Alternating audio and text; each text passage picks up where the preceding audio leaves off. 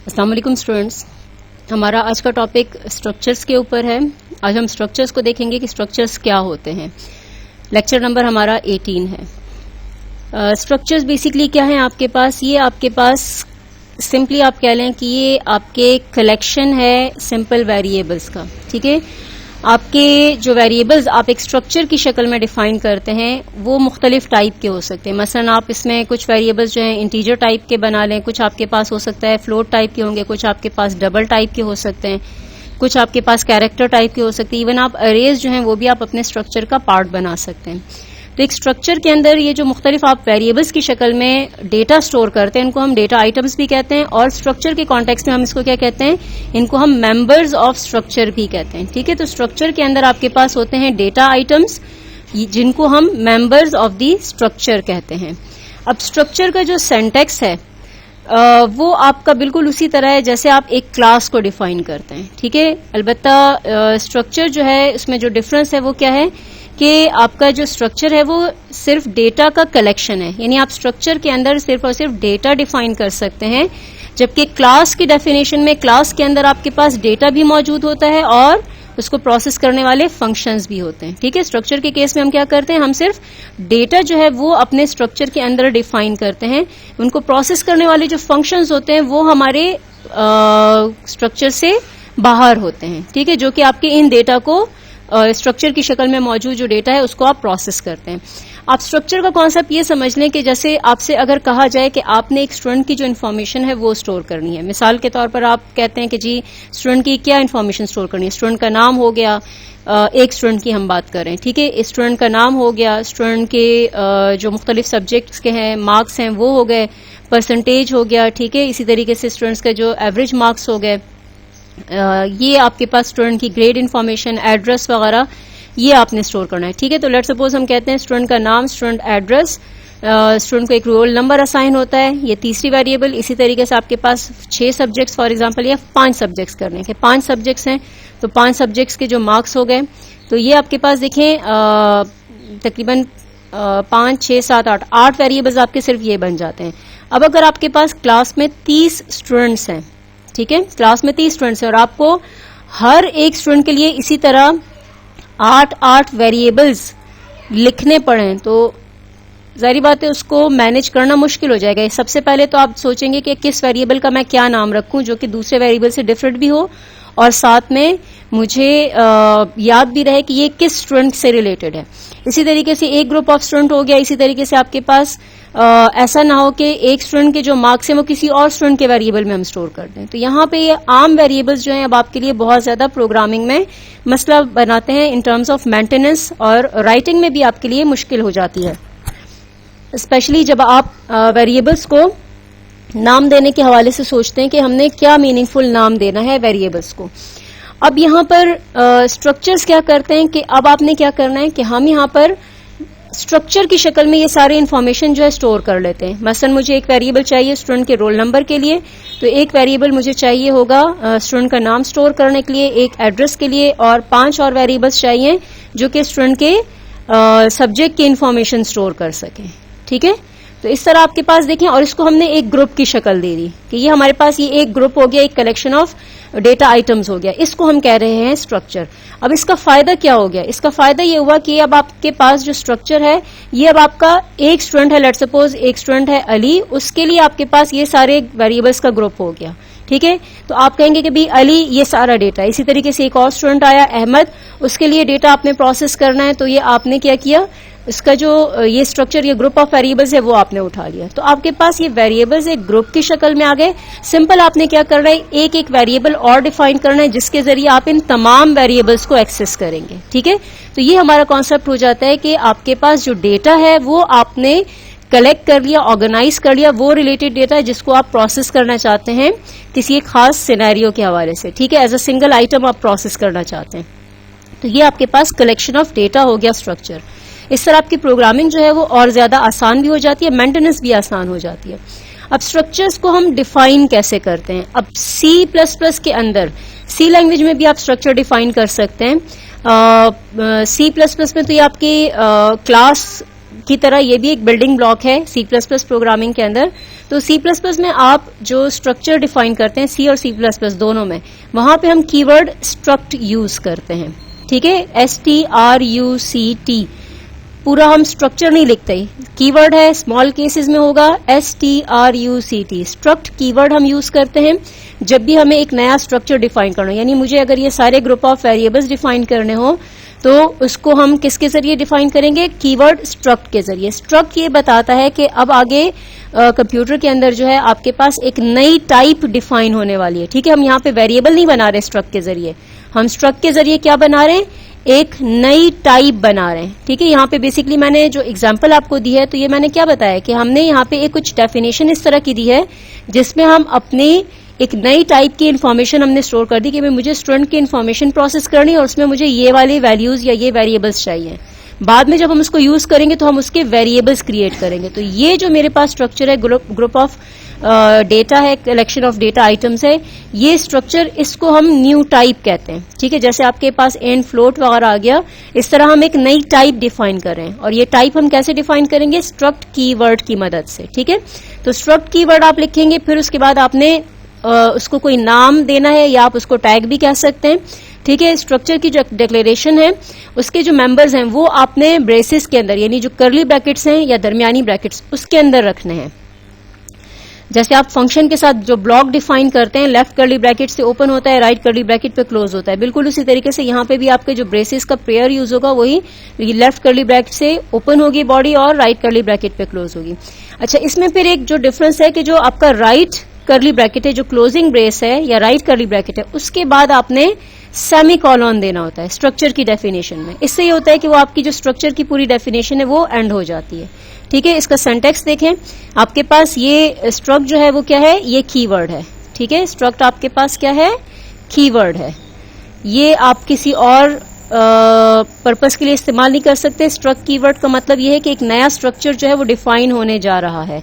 फिर कीवर्ड के बाद आप क्या बताते हैं, यहाँ पे आप एक नाम बताते हैं। ये नाम कुछ भी हो सकता है, बस ख्याल ये रखना है कि इसमें स्पेस ना हो और 1 2 3 से स्टार्ट ना हो, ठीक है। जो आप वेरिएबल को नाम देने के जो उसूल हैं वही आपके यहाँ पे इसके लिए भी इस्तेमाल होंगे, ठीक है। तो नेम ऑफ स्ट्रक्चर कुछ भी हो सकता है जो आप डिफाइन करें।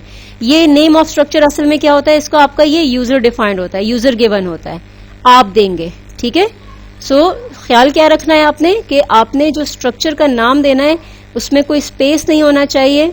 उसमें आपके पास जो स्ट्रक्चर का नाम है वो यानी एक आइडेंटिफायर का काम करेगा। तो ये आइडेंटिफायर हमारे नंबर से स्टार्ट नहीं हो सकते, ठीक है। तो ये आपके पास वही रूल्स हैं, कोई और आपके स्पेशल कैरेक्टर्स जो है सिवाय अंडरस्कोर के यूज नहीं होते, तो वो आप यहाँ पे इस्तेमाल करेंगे, ठीक है। वन आप यहाँ पे कहेंगे name dash of dash structure, इस तरह भी नहीं कर सकते। स्पेसेस खत्म करके दें या फिर आप अंडरस्कोर इस्तेमाल कर सकते हैं, ठीक है। तो वैलिड आइडेंटिफायर में आपके नंबर्स भी हैं, लेकिन स्टार्ट में नहीं, बीच में कहीं दे सकते हैं, आखिर में दे सकते हैं। ए से लेके जेड तक कैपिटल स्मॉल दोनों लेटर्स, ठीक है। केस सेंसिटिविटी यहाँ पे रहेगी, कैपिटल और स्मॉल लेटर्स जो हैं वो अलग अलग नाम डिफाइन करेंगे। इसी तरह अंडरस्कोर आप दे सकते हैं। अब ये जो स्ट्रक्चर का नाम है ये अब आपकी एक टाइप बन जाएगी, ठीक है। जब आप यहाँ पे ये नाम देंगे ना, अब चाहे आपने कैपिटल दिया है या स्मॉल दिया है, सही स्पेलिंग लिखिए या गलत लिखिए, यही अब आपका कंपाइलर जो है एज अ टाइप नेम उठाएगा, ठीक है। ये अब आपके कंपाइलर के लिए एक टाइप बन जाएगा। अब स्ट्रक्चर की जो बॉडी डिफाइन करेंगे वो लेफ्ट कर्ली ब्रैकेट से और एंड होगी राइट कर्ली ब्रैकेट पे, लेकिन राइट कर्ली ब्रैकेट यानी क्लोजिंग ब्रेस के बाद सेमीकोलन डालना मस्ट है। तो आपकी ये जो पूरी जो ये डेफिनेशन है, ये जो ब्लॉक है, ये आपका स्ट्रक्चर का ब्लॉक है, स्ट्रक्चर की बॉडी कहलाती है, ठीक है। स्ट्रक्चर की बॉडी के अंदर आपके पास जो है इनको हम कहते हैं, यहां पर हम डिफाइन करते हैं डेटा मेंबर्स, ठीक है। स्ट्रक्चर के अंदर जितने भी मेंबर्स होंगे, मेंबर्स ऑफ द स्ट्रक्चर्स, वो आप इन कर्ली ब्रेसेस के दरमियान डिफाइन करेंगे।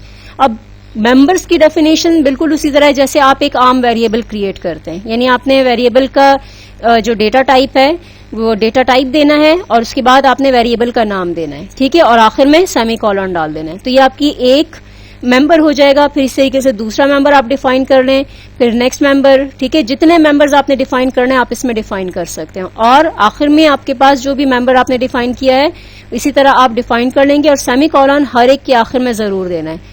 उसके बाद ये ब्रैकेट क्लोज होगी, इसकी डेफिनेशन क्लोज होगी, वो आपके राइट कर्ली ब्रैकेट और जिसके बाद आपने सेमीकोलन देना है, ठीक है। तो ये जो आपके पास है ये स्ट्रक्चर की डेफिनेशन है। ये अब आपका स्ट्रक्चर मेमोरी में क्रिएट नहीं होगा, ये याद रखिएगा कि ये जो स्ट्रक्चर है ये जस्ट आपने एक नक्शा दिया है या आपने डिस्क्रिप्शन दिया है या स्पेसिफिकेशन है, ठीक है। ये स्ट्रक्चर मेमोरी में स्पेस नहीं लेगा। ये बिल्कुल इस तरह जैसे आपने बस एक लाइन जो है या आपने कोई सिनेरियो या एक नक्शा बना दिया है कि मेरे पास ये टाइप होगी, इसमें इस तरह के मेंबर्स होंगे, इस टाइप के मेंबर्स होंगे, ठीक है। वो फिर आप जब इसका वेरिएबल बनाएंगे इस टाइप का, तो वो फिर आपका एक्चुअल मेमोरी में जगह लेगा, ठीक है। तो ये आपके पास इस वक्त क्या होगी, स्पेसिफिकेशन होगी या डिस्क्रिप्शन होगी आपके स्ट्रक्चर टाइप के वेरिएबल की। हम इसको ब्लूप्रिंट भी कहते हैं। यानी अब आपके पास जो नए वेरिएबल्स आप क्रिएट कर सकेंगे वो आप इस नए स्ट्रक्चर टाइप के भी क्रिएट कर सकते हैं, ठीक है। सो रिमेंबर कि आपके पास जो डेफिनेशन है स्ट्रक्चर की वो मेमोरी में जगह नहीं लेती है, जस्ट आपकी फाइल की शक्ल में एक डिस्क्रिप्शन होती है कि आपके पास ये स्ट्रक्चर जो है वो क्या है, इसके अंदर क्या मेंबर्स होंगे। एक्चुअली आपके पास मेमोरी के अंदर कोई स्पेस रिजर्व नहीं होगा जिसमें आप वेरिएबल, जिसके अंदर आप डेटा स्टोर कर सकें, ठीक है। तो ये सिर्फ और सिर्फ क्या है, स्पेसिफिकेशन है कि इसमें आपके पास जब आप स्ट्रक्चर टाइप का वेरिएबल बनाएंगे तो उसके अंदर क्या होगा, ये जस्ट उसकी डिस्क्रिप्शन हो गई। और जब इन स्ट्रक्चर को आप इस्तेमाल करेंगे, इनका वेरिएबल आप कैसे बनाएंगे, उसको हम कह रहे हैं कि डिफाइनिंग स्ट्रक्चर वेरिएबल। यानी आपने स्ट्रक्चर टाइप के वेरिएबल या स्ट्रक्ट टाइप के वेरिएबल कैसे बनाएंगे। जब आप स्ट्रक्ट टाइप का वेरिएबल बनाते हैं तो तब जाके मेमोरी के अंदर स्पेस रिजर्व होती है, ठीक है। अब आपने क्या करना है कि जो आपने नेम ऑफ स्ट्रक्चर दिया हुआ है, ठीक है, जैसे आपने यहाँ पे जो भी हो सकता है स्ट्रक्ट स्टूडेंट आपने दिया हो, तो वो स्टूडेंट हो गया, एम्प्लॉय हो गया या कंप्यूटर हो गया, ये आपका एक्चुअल टाइप बन जाएगा, ठीक है। जो भी आपने स्पेलिंग यूज की है, स्पेलिंग जो आपने यहाँ पे यूज की है वही स्पेलिंग अब आपकी आगे चलेगी, सही है या गलत, कंपाइलर को इससे गर्ज नहीं है, ठीक है। स्पेस बस नहीं होना चाहिए। तो स्ट्रक्ट, उसके बाद जो भी आपने यहाँ पे नाम दिया है वो अब आपकी एक टाइप बन गई। तो बिल्कुल आपने जैसे वेरिएबल क्रिएट किए उसी तरह आप ये स्ट्रक्चर टाइप का नाम लिख लें। यानी अब इसको हम कहेंगे ये स्ट्रक्ट टाइप का, ये हमारे पास स्ट्रक्ट टाइप है और इसका वेरिएबल क्रिएट करने के लिए स्पेस के बाद फिर आप वेरिएबल का नाम दे देते हैं, ठीक है। और फिर उसके बाद आपने सेमीकोलन देना है। तो ये देखिए यहाँ पे आपके टाइप वेरिएबल डिफाइन करने में कोई डिफरेंस नहीं है। तो अब जब आपका ये वेरिएबल क्रिएट होगा तो ये क्या करेगा, मेमोरी के अंदर स्पेस लेगा और यहाँ पे आपने जितने मेंबर्स डिफाइन किए, जिस टाइप के मेंबर्स डिफाइन किए, उसके मुताबिक आपका जो मेंबर्स हैं उनके टाइप मेमोरी में सेट होगी और उनके नाम आ जाएंगे। लेट्स सपोज आपके पास अगर आपने 4 डेटा मेंबर्स डिफाइन किए हैं, ठीक है, एक इंट टाइप का है, एक आपके पास कैरेक्टर टाइप का है, एक हो सकता है डबल हो, एक हो सकता है आपकी कोई और टाइप हो, तो ये बिल्कुल उसी तरह उसी टाइप के वेरिएबल्स क्रिएट करेगा और उनके नाम वही रखेगा जो आपने स्ट्रक्चर मेंबर के अंदर दिए हैं, ठीक है। सो M2 M1 हो सकता है जो भी आपके पास हो, ठीक हो गया। तो ये अब आपका एक्चुअली जो है मेमोरी के अंदर ये वेरिएबल क्रिएट होगा जिसका नाम क्या आ जाएगा, ये वाला नाम, यानी ये इसका नाम आ जाएगा। जैसे हमने यहाँ पे अगर दिया है वार नेम, तो ये इस पूरी मेमोरी का, जिसमें आपके पास फिर फर्दर आइटम्स हैं, फर्दर मेंबर्स हैं या वेरिएबल्स हैं, वो आपका इस पूरे कलेक्शन का नाम बन जाएगा, ठीक है। तो ये आपका एक्चुअली मेमोरी में जगह कब लेगा, जब आप इस स्ट्रक्ट टाइप का वेरिएबल क्रिएट करेंगे, ठीक है।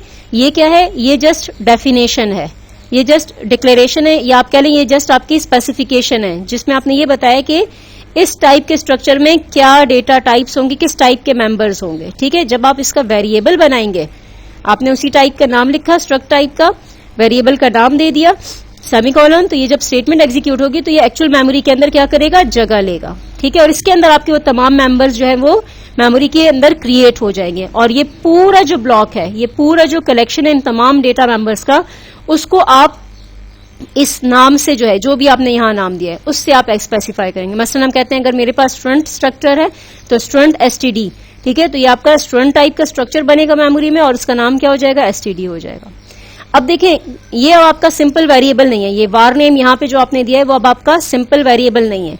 इसके अंदर आपके पास नंबर ऑफ डेटा मेंबर्स हैं। अब आपने कौन से डेटा मेंबर को एक्सेस करना है, ठीक है। तो इसका मतलब है कि अब आपने जो स्ट्रक्चर के मेंबर्स हैं उनको एक्सेस करना होगा। उसके लिए हमें कोई मैकेनिज्म चाहिए कि हम इस वेरिएबल के जरिए स्ट्रक्चर के मेंबर्स को एक्सेस कर सकें। तो यहां पर हमारे पास डॉट ऑपरेटर जो है वो यूज होता है, ठीक है। डॉट ऑपरेटर आपके पास ये जैसे फुल स्टॉप होता है या पीरियड या फुल स्टॉप, ये हमारा कहलाता है डॉट ऑपरेटर। इसको असल में हम कहते हैं मेंबर एक्सेस ऑपरेटर। कॉमनली हम इसको डॉट ऑपरेटर कह देते हैं, बट एक्चुअली इसका नाम क्या है, member access operator. So structure member को जब भी हमें एक्सेस करना हो तो हम उसको किस तरह बताएंगे? सबसे पहले हम स्ट्रक्चर वेरिएबल का नाम लिखेंगे। जैसे हमारे पास है ये var नेम, ठीक है। तो आपने क्या करना है, जो भी आपने वेरिएबल नेम दिया हुआ है वो नाम लेंगे, फिर उसके बाद आपने उसके बाद लगाना होगा डॉट ऑपरेटर यानी मेंबर एक्सेस ऑपरेटर, जो कि आपके पास एक फुल स्टॉप की शक्ल में होगा। इसी तरीके से उसके बाद डॉट के बाद आपने मेंबर का नाम देना होगा। अच्छा, यहाँ पे बीच में स्पेस नहीं है, ठीक है। स्ट्रक्चर वेरिएबल का नाम, फिर डॉट और फिर उसके बाद मेंबर का नाम। ये जो मेंबर आपने यहाँ पे डिफाइन किया हुआ, इनमें से कोई भी मेंबर किसी भी सीक्वेंस में आप लिख सकते हैं, एक्सेस कर सकते हैं, उसमें रीड राइट कर सकते हैं, ठीक है। ये जरूरी नहीं है कि जिस तरतीब से मेंबर्स डिफाइन हुए हैं तो आपने उनको उसी तरतीब से एक्सेस करना है, ठीक है। मेंबर आप किसी भी सीक्वेंस में एक्सेस कर सकते हैं, बस आपने उसका जो वेरिएबल नेम है स्ट्रक्चर टाइप का, उसका आपने हवाला देना होगा यूजिंग डॉट ऑपरेटर, ठीक है। तो आप इसको अगर आप देखें तो वेरिएबल का नाम, फिर उसके बाद ये डॉट ऑपरेटर और फिर आपका मेंबर 1, ठीक है, मेंबर 2, मेंबर 3, कोई भी हो सकता है जो उसके अंदर एक्चुअली डिफाइन हुआ हो। फिर असाइनमेंट ऑपरेटर, और असाइनमेंट ऑपरेटर के बाद जो है आपने क्या देनी है, यहाँ पे आपने वैल्यू देनी है। वो वैल्यू आपकी कोई भी हो सकती है। मसला अगर इंटीजर वेरिएबल है तो इंटीजर वैल्यू, कैरेक्टर वेरिएबल है तो आपने कैरेक्टर टाइप की वैल्यू देनी है, अगर स्ट्रिंग वेरिएबल है तो आपने स्ट्रिंग वैल्यू देनी है, ठीक है। इसी तरीके से अगर आपने फ्लोटिंग पॉइंट वैल्यू दी है तो आपने फ्लोटिंग पॉइंट में वैल्यू उसको देनी है, ठीक है। तो ये देखिए आपका बिल्कुल सिंपल हो जाएगा। पहले हम सिंपल क्या करते थे, वेरिएबल्स के नाम और इक्वल असाइनमेंट ऑपरेटर और फिर वैल्यू देते थे। अब हम क्या कह रहे हैं कि ये वेरिएबल जो है वो पार्ट है आपके किसी स्ट्रक्चर का, ठीक है। तो यहां पे हमें उस स्ट्रक्चर वेरिएबल का नाम पहले देना होगा, बस थोड़ा सा ये इजाफा आ रहा है। सो स्ट्रक्चर वेरिएबल का नाम, फिर डॉट ऑपरेटर यानी var नेम के अंदर एक मेंबर है मेंबर 1 के नाम से, या जो भी आपका नाम है यहाँ पे, फिर उसके बाद वेरिएबल असाइनमेंट ऑपरेटर और उसके बाद वैल्यू, ठीक है। तो ये हो गए हमारे पास स्ट्रक्चर्स की डेफिनेशन, उसका सिंटैक्स कि हम स्ट्रक्चर्स को किस तरह डिफाइन करते हैं, फिर स्ट्रक्चर के वेरिएबल्स कैसे क्रिएट करते हैं, और उसका सिंटैक्स हो गया, और उसके मेंबर्स को हम कैसे एक्सेस करेंगे, ये हमने यहाँ पे आज इसके जो सिंटैक्स है उसको डिस्कस किए। इंशाल्लाह इसकी जो एग्जांपल है वो हम अपने नेक्स्ट लेक्चर के अंदर डिस्कस करेंगे कोड ब्लॉक्स को यूज करते हुए। इसको थोड़ा सा आप देख लें, स्टडी कर लें, और अपने चाहें तो इसी सिंटैक्स के मुताबिक अपने स्ट्रक्चर्स जो है लिख सकते हैं। मसलन आप स्टूडेंट के लिए स्ट्रक्चर लिख लें, जो मैंने आपको शुरू में एग्जांपल बताई है जस्ट डिस्क्रिप्शन, उसके लिए आप खुद से अपने कंप्यूटर में प्रोग्राम बेशक ना हो, लेकिन आप कागज के ऊपर जस्ट एक डेफिनेशन देने की कोशिश करें, ठीक है। इंशाल्लाह इसके ऊपर प्रोग्राम जो है वो मैं आपको नेक्स्ट लेक्चर में करवाऊंगी। अल्लाह हाफिज।